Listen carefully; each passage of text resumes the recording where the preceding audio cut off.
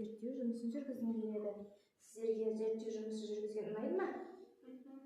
Ұнайды да, жақсы. Ендеше қараңдаршы, менің алдымда не тұр мына жерде? Мынау не? Су. Ал мынау? Кола. Қалай ойлайсыздар? Қайсысы бізге ағзамызға зиян? Иә, Кока-кола да. Жарайды. Ендеше мен бүгін сіздерге сол зерттеу арқылы осы Кока-коланың зияндығы бар екендігін тексеріп көргім келіп тұр. Маған көмектесесіздер ме тексеруге? Жарайсыздар балалар. Ендеше ең алдымен бізге Кока-кола мен суды мына екі бокалға құйып алайық. Қане, мен сіздерге ашып көрсетейін.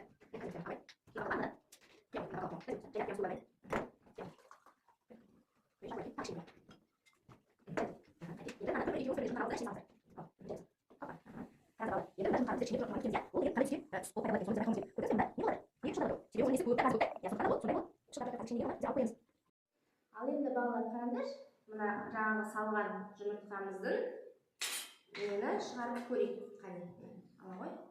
Қаспен шығарып алып, екінші қолмен алып, көмесейін.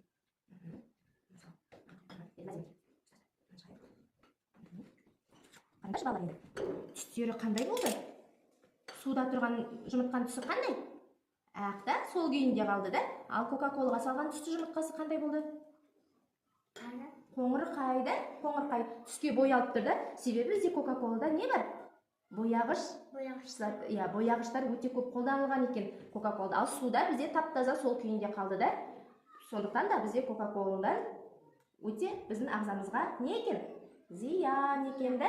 Жарайсыңдар балалар. Балалар, біздер бүгін тәжірибе жасаймыз. Біздер мына жерде не көріп тұрсыздар сіздер?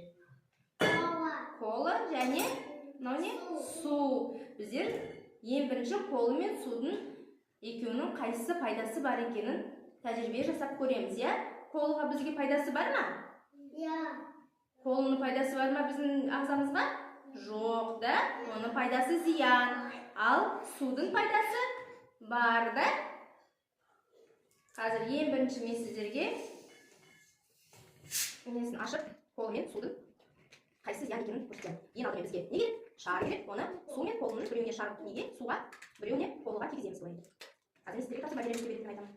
Енді мынаны сенсіз. Екеуін қаттырақ шайқаңдар. Шайқаңыз қайтты. Қайсы өліп жатыр? Қайсы ауа бар? Бізде колаға деген шарда ауа бар да. Өліп жатыр. Ауа жоқ. Яғни бізде қол ішімізге қандай күйіп алып ішіміз өлмейді да, қол ішімізде. Ал су ішімізде ішіміз өлмейді. Жақсы болады, иә. Сонда бізде не істеген? Колаға бізде зиян болады, иә. Жақсы балалар. Енді мен сіздермен Кока-коланың қандай бізге зияндығын тағы да бір тәжірибе зерттеумен тексеріп көргім келіп тұр. Ол үшін бізге Кока-кола және екі ыдыс Кока-кола құюға және де тыйым керек. Яғни білесіздер ме сіздер, неліктен мен оларды алып отырмын? Себебі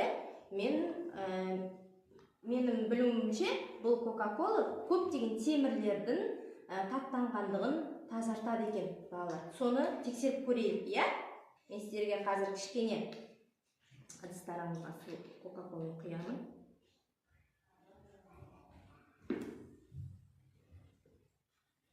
Енді тыйымды сала қойыңыздар екеуміз. Қазір кішкене күтейік. Сосын оны нені түсіп көреміз. Тақтанғандығын, қарайғандығын, қабырды сара деген қойып жіберші. Кішкене күтейік. Не болып жатыр оның жерде? Көп кішкене жатыр да? Себебі ол газы көп қойып кішкене. Одан сара деген. Қазір сөйтіп қалып. Ондай қатты несе, оны біздер бір күнге, я болмаса 4-5 сағатқа қою керек екен, ол тап-таза болу үшін. Жақсы ма балалар? Кішкене болса да, манағы күйінен жарайсыңдар. Міне көрдіңіздер ме? Ол көптеген таптанған жаңағы темірлерді, әшекей бұйымдарды қарайғандығынан тазартады екен Кока-кола. Сондықтан да біздер оның асқазанды не істейді бізде? Күйдіреді екен да, оны көп ішуге болмайды да, оны ішпеуге де мүлдем ішпеуіміз керек екен. Енді сіздер Кока-коланы ішесіздер ме? Жоқ, ішпейміз да, жарайсыңдар. Ағзамызды біздер не істеуіміз керек? Сақтауымыз керек. Жақсы, тәжірибе сіздерге ұнады ма?